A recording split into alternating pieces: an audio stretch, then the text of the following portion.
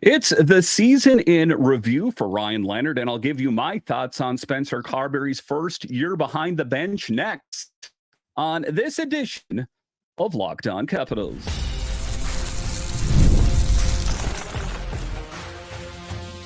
Your Locked On Capitals, your daily podcast on the Washington Capitals, part of the Locked On Podcast Network, your team every day. Well, hello and welcome into this on Capitals. I'm so glad you decided to join me today. As always, this podcast is free and available on all the major platforms, including the SiriusXM app and on YouTube. And I want to thank you for making this your first listen each and every day. My name is Dan Holme. I've covered the Capitals for the last 3 seasons for Locked On and various other outlets before that. I'm also the host of the weekly show called the Capitals Minutecast, available wherever you find your podcasts. You can find me on Twitter. It's at DanCaps218. You can find the show on Twitter. It's at Locked On Caps. And the best way that you can help grow the show is to subscribe to Locked On Capitals on YouTube and comment anything down below. Today's episode is brought to you by GameTime. Download the GameTime app, create an account, and use code LOCKEDONNHL for $20 off your first purchase. Terms apply. In this edition of Locked On Capitals, we talk about Ryan Leonard. He is the player that all Capitals fans are looking forward to seeing in a Capitals jersey. Let's talk about his play this last season. We'll talk about that a little bit later. We will talk about how this was a season in transition as the Capitals made the switch from Peter Laviolette to Spencer Carbery. I'll give you my thoughts on Carbs, and the Hershey Bears are back in action tonight. But just to get it going here, talking about Ryan Leonard, and I haven't seen this amount of excitement for a Capitals player, future Capitals player, in quite some time. There was some buzz that he would join the team as the Capitals made their push for the playoffs, but then the word came in that he wanted to play his sophomore season back at Boston College. And he did have one heck of a career for, or I should say last season for the Eagles. And if you're not familiar with Ryan Leonard for whatever reason, Leonard is a 19-year-old forward from Amherst who was selected by the Capitals as the 8th overall pick in the 2023 NHL Draft. Although primarily listed as a center, Leonard has displayed his versatility by playing all 3 forward positions with the U.S. national U18 squad. His partnership with Gabe Perreault and Will Smith has been formidable, and the trio will continue to show their skills at Boston College next season as well. Maybe. There has been talk that Will Smith might take his next step, and potentially that there is a possibility that the Capitals will, give the full court press to Ryan Leonard. Is there the possibility that somehow, some way he joins the Capitals? It remains to be seen. Talking about Leonard here and his string of success with the U18 team and how he was big in the team success, winning gold at the U18 World Championships. Leonard's performance was remarkable with 94 points in 57 games with the U18 and 20 points in 17 games in the USHL. He was instrumental in leading Team USA to a gold medal in the U18 World Championship. He has been clutch on pretty much every stop that he's made along the way. We have seen a little bit diminished numbers from him most recently in the World Championships, but all things considered, he has been as advertised. Leonard's success at Boston College in his freshman year in World Junior Championships, we know what he did for Boston College, just lit it up. One of the best players to go through that university, and that, I think, is ultimately why Capitals fans are excited about seeing him in a Capitals jersey. The 23-24 season started slowly for Leonard, but he later embarked on a remarkable goal-scoring streak in November, finishing the season with 31 goals, 29 assists, and 168 shots on goal in 41 games, as well as accumulating 38 penalty minutes. What are some of the things we know about Ryan Leonard is that he is sort of a Tom Wilson 2.0. He's got the size, he's got the skill set, And I ultimately think that at some point he will actually even be a better player than Tom Wilson is. It just remains to be seen. Taking a look at him, October saw Leonard making a strong start to the season, contributing 1 goal and 4 assists in 6 games. His impressive form continued in November, where he scored 8 goals and recorded 3 assists in 8 games, earning himself the title of Hockey East Player of the Week. In the subsequent months, Leonard continued to make significant contributions, including his participation in the 2024 World Junior Championships, where he helped Team USA secure the gold medal. Again, he is the guy that knocks it out of the park wherever he stops. And I think that ultimately that is why Capitals fans are in such a hurry to see him on the big team. If in any way he is at least a portion of that playing in the NHL, I think the Capitals will be markedly better than they have been in previous years. And you take a look at it, this team is transitioning from an older team to a younger team. And I think that players like Ryan Leonard will be the players to lead the charge in that direction, along with the likes of Andrew Crystal, Ivan Miroshnichenko, Hendrik Slot-Pierre, Connor McMichael, that I think things will change a lot in the future, and Ryan Leonard figures to be a big part of that. So what's the forecast? If we take a look at next season, where will Ryan Leonard be? What kind of player is he at the end of the day? Looking ahead, Leonard is poised to return to Boston College for his sophomore season, where he's expected to assume a more prominent role as the team sets its sights on winning the NCAA Frozen Four finals alongside his line mates Will Smith and Gabe Perreault. So I think that, of course, that is ultimately what they're looking for, is to make another push for the playoffs. Again, that has been the rumor mill about Smith going to the Sharks. Is there any chance that Leonard does join the Capitals, even though he said he wants to play his sophomore season at Boston College? I think stranger things have happened, but all things considered, if you could put a bow on his season, I would say very successful. I don't think that the Capitals could have asked for anything more by selecting Ryan Leonard. There was a lot of players speculated out there that maybe the Capitals should go in on Mishkov. Maybe they should go in on Benson. Well, Mishkov wasn't going to even be an option anyway, as he got selected ahead and went to the Flyers. But all things considered, kind of looking back on this in the rearview mirror, I think that they made the right decision, that Brian McClellan and Ross Mahoney and the people making the decisions in the draft, they made the right selection by selecting Ryan Leonard, a key piece for years to come. I really do believe in it. As Capitals fans, I know it's hard to be patient, but it will be worth the wait. All right, so coming up here straight ahead, I will give you my thoughts on Spencer Carbery's first year behind the bench. There's a lot to like, but some things that are concerning as well. I'll discuss straight ahead.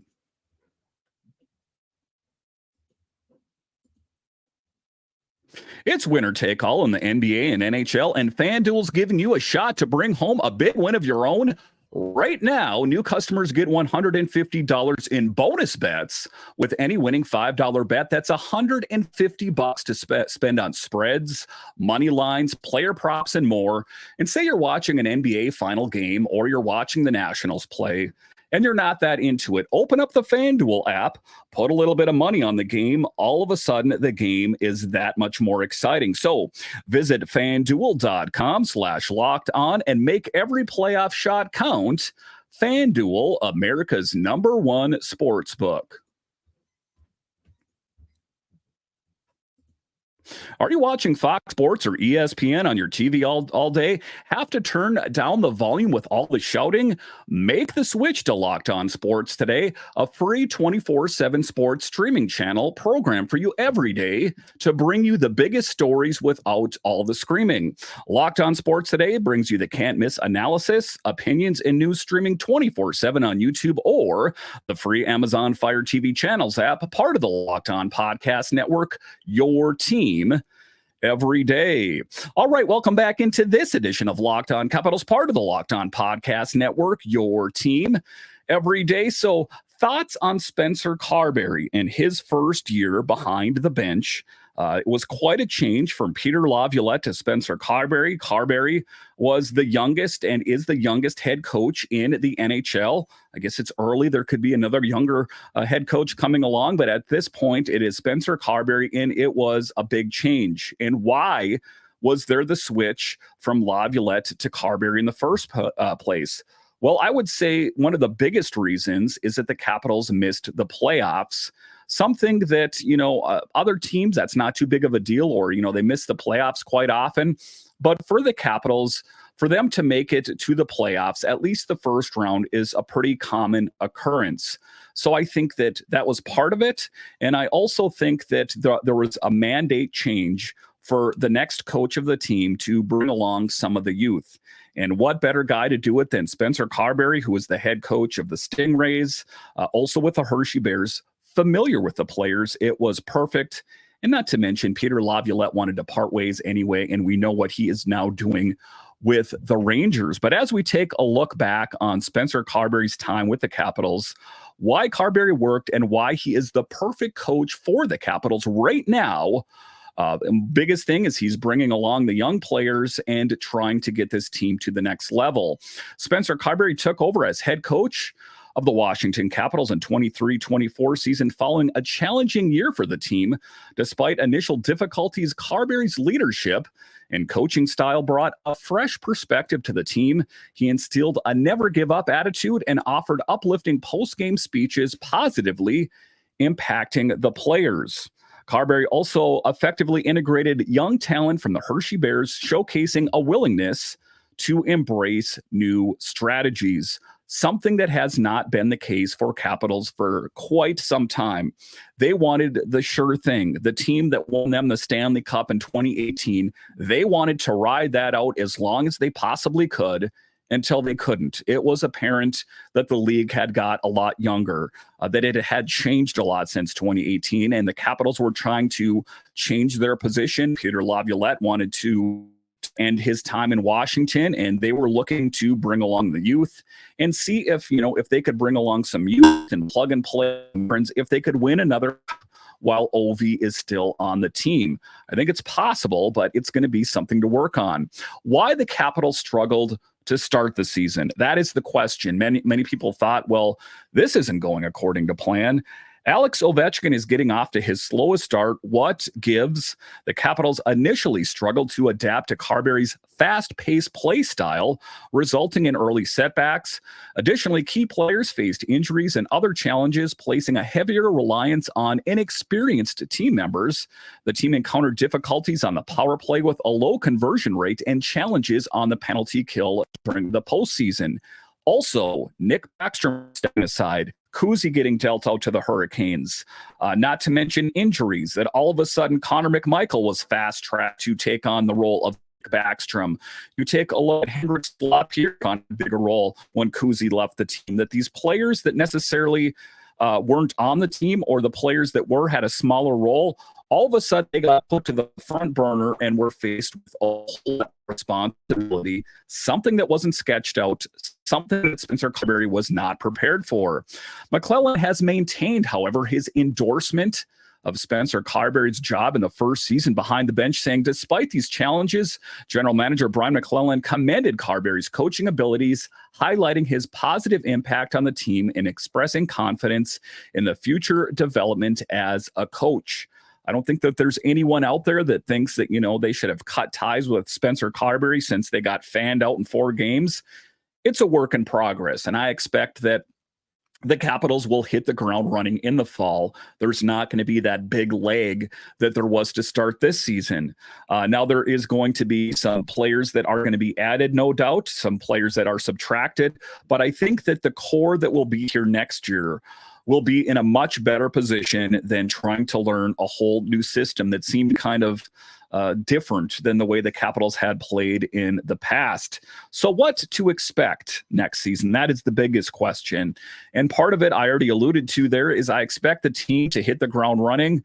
Carbery and the Capitals plan to address areas of improvement, including adjusting the pace of play, enhancing special teams performance, and supporting Alex Ovechkin in achieving his goal-scoring record. With a strong foundation and a focus on growth, the team is optimistic about the upcoming season. I guess you kind of have to be. And, I think part of it is we're waiting for that next big player to come. In yesterday's show, I spoke about Nikolai Ehlers. I spoke about Pierre-Luc Dubois.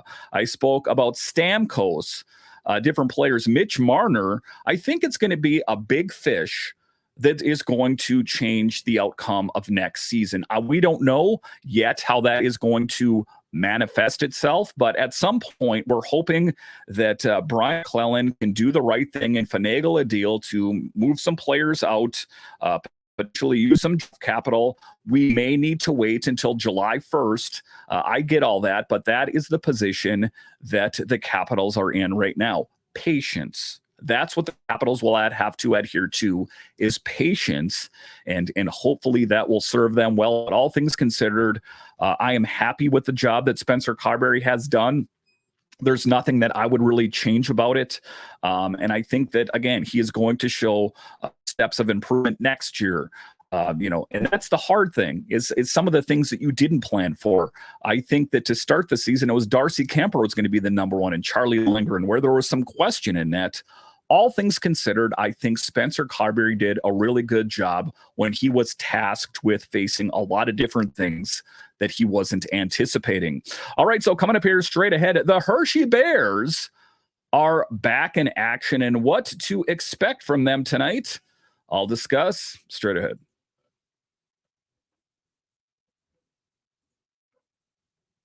GameTime is an authorized ticket marketplace of the NBA, which makes getting playoff tickets even faster and easier. Prices on the GameTime actually go down the closer it gets to tip-off, with killer last-minute deals, all-in prices, and views from your seat, and their lowest price guarantee.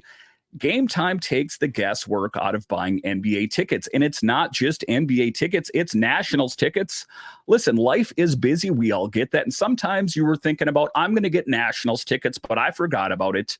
Fear not, as the tickets are actually cheaper closer to first pitch. So take the guesswork out of buying NBA tickets and Nationals tickets for that matter with GameTime. Download the GameTime app, create an account, and use code LOCKEDONNHL for $20 off your first purchase. Terms apply. Again, create an account and redeem code LOCKEDONNHL for $20 off. Download GameTime today. Last minute tickets, lowest prices guaranteed.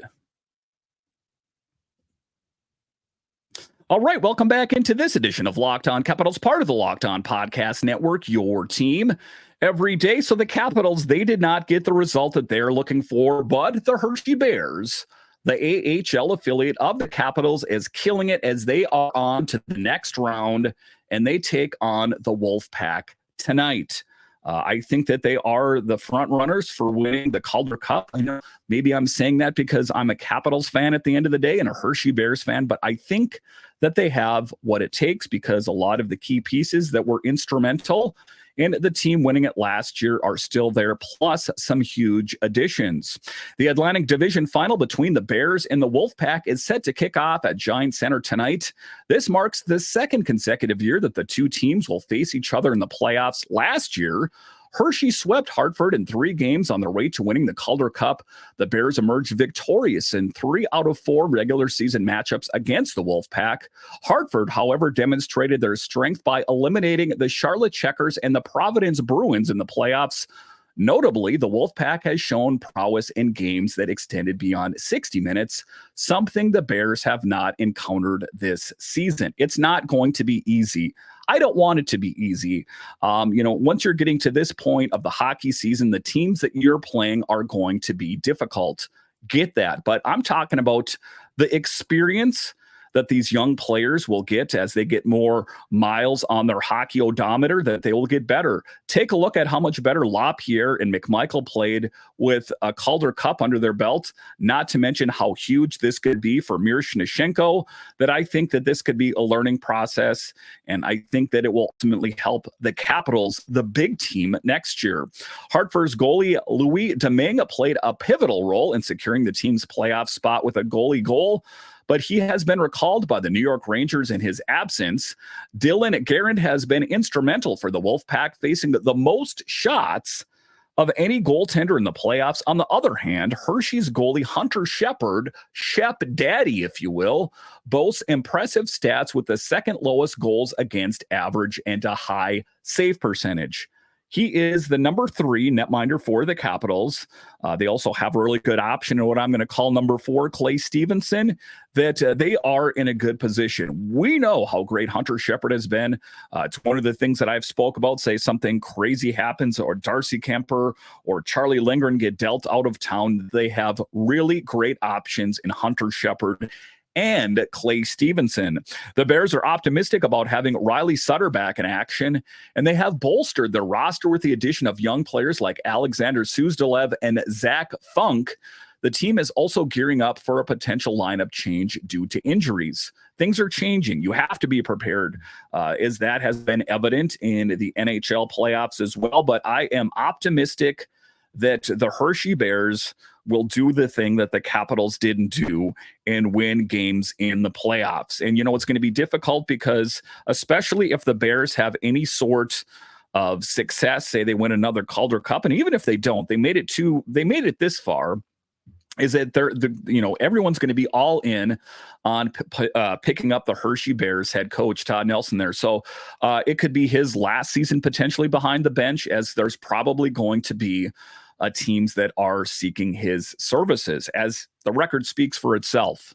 One could argue that he could be, the heir apparent to Spencer Carbery, but I don't think that we have that much time with Todd Nelson down in Hershey that, by the time Spencer Carbery moves on to the next one, well, he's going to be on to the next one as well. But a good thing for the Hershey Bears and the Capitals at large, as they are winning games. And again, this is an excellent opportunity for players to work on their game. We saw Hendrik Slop here up on the big team. He is also a guy that got sent down to the Hershey Bears here. I know that we're not going to have Connor McMichael this time going around for the Hershey Bears, but we saw how huge that was for Connor McMichael and Hendrik Slop here last season. It stands to be huge for guys like Hendrik Slop here, even Miroshnichenko, guys like that. Not to mention the other younger guys, some of the guys that aren't spoken about as much. Ethan Frank, Pierre Dubé, those kind of players, the next wave of Capitals players, if you will, that a lot of those players expect to see in camp in the fall. I expect to see Ethan Frank. I expect to see Pierre Dubé, even Miroshnichenko, those kind of guys. And the experience that they can gain in the postseason, in the AHL, which, like Braden Holtby said one time, is razor fine between the AHL and NHL, that they will be the better players for it. And it's a good position. Let's hope that the Hershey Bears can continue to do what they do really well, and that is win games in the playoffs. Some teams don't have what it takes.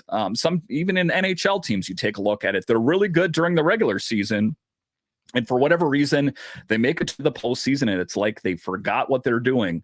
So just taking a look at it, I think that the Bears are in a good position, and I'm excited to see what they'll bring tonight. And I'll have much more on that for you on tomorrow's show. But an exciting thing for the Capitals and the Hershey Bears as they are trending in a great direction. And let's hope that they can pick up a big win tonight. Again, it's always important to pick up the first win, and part of that is going to come by getting on the board first. I ultimately believe that if the Bears can get on the board first, well, they very well might win the game. All right, I want to thank you for joining me on this edition of Locked On Capitals, your only daily year-round podcast covering the Washington Capitals. And I want to thank all of you that listen on the audio side and watch this on YouTube. You are ultimately what makes this show successful. When you're done here, head on over to Locked On's 24/7 streaming channel, available on the free Amazon Fire TV channels app and on YouTube. All right, once again, I want to thank you for joining me on this edition of Locked On Capitals, part of the Locked On Podcast Network. It is your team. It is every day. My name is Dan Holme, and I'll talk to you again next time.